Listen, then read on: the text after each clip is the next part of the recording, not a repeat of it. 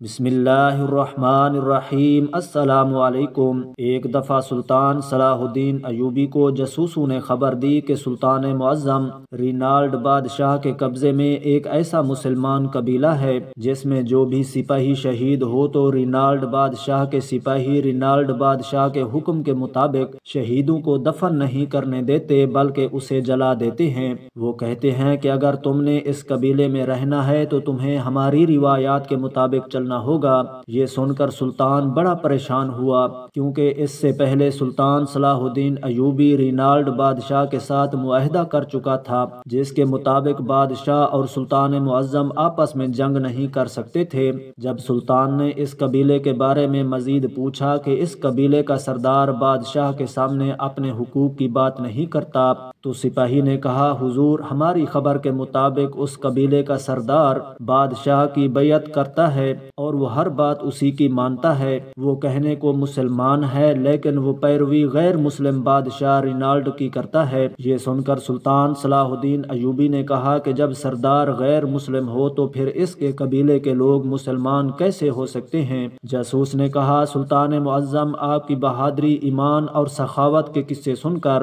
ان تمام قبائل والوں نے اسلام قبول کر لیا، لیکن اس بدقسمت اور بد نصیب سردار کو اللہ تعالیٰ نے ہدایت نہیں دی۔ وہ سونے کا پجاری ہے اور رینالڈ بادشاہ کی پیروی کرتا ہے۔ یہ سن کر سلطان مزید پریشان ہوا اور کہا کہ میں اس قبیلے کو اس طرح ظالم بادشاہ کے رحم و کرم پر نہیں چھوڑ سکتا۔ جب وہ بادشاہ قبیلے کے شہید سپاہیوں کو دفن نہیں کرنے دیتا تو ان کو بنیادی حقوق کیسے دیتا ہوگا؟ ان کی ماؤں، بیٹیوں اور بہنوں کی عزت کیا ہوگی؟ ان قبیلے کے رہنے والوں کا رہن سہن کیا ہوگا؟ سلطان صلاح الدین ایوبی نے رینالڈ بادشاہ کو ایک خط لکھا جس میں سلطان معظم نے فرمایا، بے شک تمہارے اور میرے درمیان صلح کا معاہدہ ہو چکا ہے، لیکن مجھے خبر ملی ہے کہ وہ قبیلہ جس کے لوگ مسلمان ہیں لیکن اس کا سردار تمہاری پیروی کرتا ہے اور وہ لالچی انسان سونے کا پجاری ہے اور ہر بات تمہاری مانتا ہے، اور یہ لالچ تم نے اس سردار کو دے کر اپنی بربریت ابھی تک اس قبیلے پر جاری رکھی ہوئی ہے،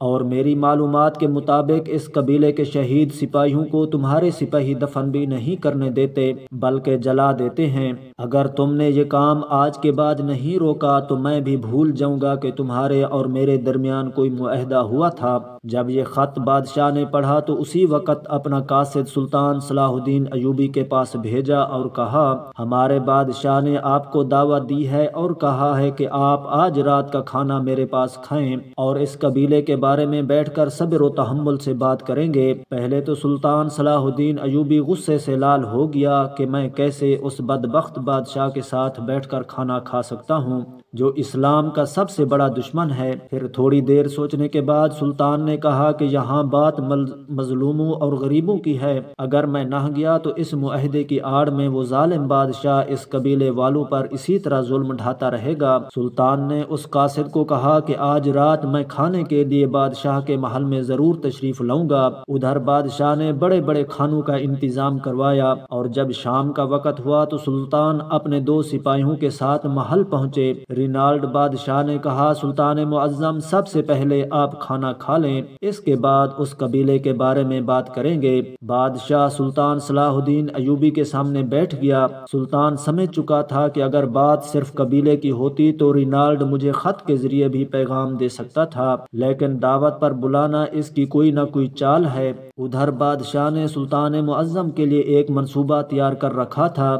جیسے ہی انہوں نے کھانا سلطان کے سامنے رکھا تو کھانے کو دیکھ کر سلطان صلاح الدین ایوبی نے کہا، یہ کھانا میرے سامنے سے ہٹا دو کیونکہ یہ گوشت کسی حلال جانور کا نہیں بلکہ کتے کا گوشت پکا ہوا ہے۔ یہ سن کر بادشاہ نے کہا، سلطان معظم شاید آپ کو کوئی غلط فہمی ہوئی ہے۔ سلطان نے بادشاہ کی بات کو کاٹتے ہوئے پوچھا، یہ لڑکی کون ہے اور کہاں سے آئی ہے؟ رینالڈ بادشاہ نے کہا، یہ میری کنیز ہے اور آج ہی مجھے ایک دوست بادشاہ نے تحفے میں دی ہے۔ ہے اور اس نے کہا ہے کہ یہ ایک پاک دامن عورت ہے، آج تک اس کو کسی مرد نے چھوا تک نہیں۔ یہ سن کر سلطان معظم نے فرمایا بادشاہ رینالڈ، اگر یہ گوشت حلال جانور کا بھی ہوتا تو بھی میں کبھی اس کو ہاتھ نہ لگاتا۔ یہ سن کر بادشاہ بڑا حیران ہوا، کہا کہ سلطان معظم ایسی کیا بات ہے؟ تو سلطان نے کہا کہ یہ جو عورت گوشت لے کر آئی ہے یہ بد کردار عورت ہے، آج تک یہ کئی مردوں کے ساتھ سو چکی ہے۔ پھر سلطان نے کہا اس عورت کی بات چھوڑو، تم اتنے بڑے بادشاہ ہو کر بھی اپنے باپ کی اولاد نہیں۔ یہ سن کر بادشاہ نے کہا مسلمانوں کے سلطان، اگر تم آج میرے گھر میں موجود نہ ہوتے تو شاید میرے اور تمہارے درمیان جنگ کھڑی ہو جاتی۔ سلطان نے کہا کہ اگر یہ میری تینوں باتیں غلط ہوں تو پھر تمہارا جنگ کرنا جائز بنتا ہے۔ رینالڈ بادشاہ نے کہا اے مسلمانوں کے سلطان، اگر آپ اپنی تینوں باتوں کو ثابت کر دو تو اس قبیلے کو میں مکمل طور پر آزاد کر دوں گا اور تمہارے حوالے کر دوں گا۔ یہ سن کر سلطان صلاح الدین ایوبی نے کہا کہ میں اپنی بات کو ثابت کرنے کے لیے تیار ہوں۔ پھر بادشاہ نے کہا کہ آپ کو کیسے معلوم کہ یہ گوشت کتے کا پکا ہوا ہے؟ تو سلطان نے کہا کہ جب اس عورت نے میرے سامنے گوشت رکھا تو گوشت کے ہر بوٹی کی طرف چربی ہی چربی تھی، اور مسلمان کھانے کو دور سے دیکھ کر پہچان جاتا ہے یہ کھانا حلال ہے یا حرام، اس لیے مجھے پتہ چل گیا کہ گوشت کسی حرام جانور یعنی کتے کا ہے۔ اور دوسری بات، جب یہ عورت میرے پاس کھانا لے کر آ رہی تھی تو اس کی نظروں اور اس کے چلنے کے انداز سے ہی مجھے پتہ چل گیا کہ یہ لڑکی بد کردار ہے۔ اور پھر بادشاہ نے کہا میرا تیسرا سوال یہ ہے کہ آپ کو کیسے معلوم ہو کہ میں اپنے باپ کی اولاد نہیں؟ تو سلطان معظم نے کہا کہ جو شخص اپنے مہمان کو کتے کا گوشت اور ایک بد کردار عورت کے ہاتھوں کھلوا سکتا ہے تو وہ اپنی باپ کی اولاد کیسے ہو سکتا ہے؟ یہ سن کر بادشاہ رینالڈ بڑا شرمندہ ہوا کیونکہ سلطان کی تینوں باتیں درست تھیں۔ پھر بادشاہ نے اس بات کا اقرار کیا کہ میں نے آپ کے ایمان کو چیک کرنے کے لیے کتے کا گوشت بنوایا کہ کیا آپ پہچان بھی کر سکتے ہیں کہ یہ حرام ہے یا حلال، اور میں نے اس لیے اس بد کردار عورت کے بارے میں جھوٹ بولا کہ یہ کنیز پاک دامن عورت ہے تاکہ مجھے پتہ چل سکے کہ ایک بد کردار عورت کے ہاتھوں ایک عظیم سلطان کھانا کھاتا ہے یا نہیں۔ رینالڈ بادشاہ بڑا ہی شرمندہ ہوا اور اپنے وعدے کے مطابق وہ قبیلہ آزاد کر دیا، اور سلطان نے اس قبیلے سے ہجرت کروا کر اپنی سلطنت میں جگہ دے دی۔ اور کہتے ہیں کہ اس قبیلے کے سردار کو سلطان نے قید کروا کر ایک نیا سردار مقرر کروایا، اور آنے والے وقت میں وہ قبیلہ سلطان کا بہت بڑا ساتھی بن گیا، اور وہ واحد قبیلہ تھا جو تاریخ میں بغیر کسی جنگ یا مذاکرات کی بنا پر حاصل کیا گیا۔ اگر سلطان صلاح الدین ایوبی کا یہ کارنامہ آپ کو اچھا لگا ہو تو سلطان کے متعلق اپنا کوئی کمنٹ لازمی ٹائپ کیجیے گا۔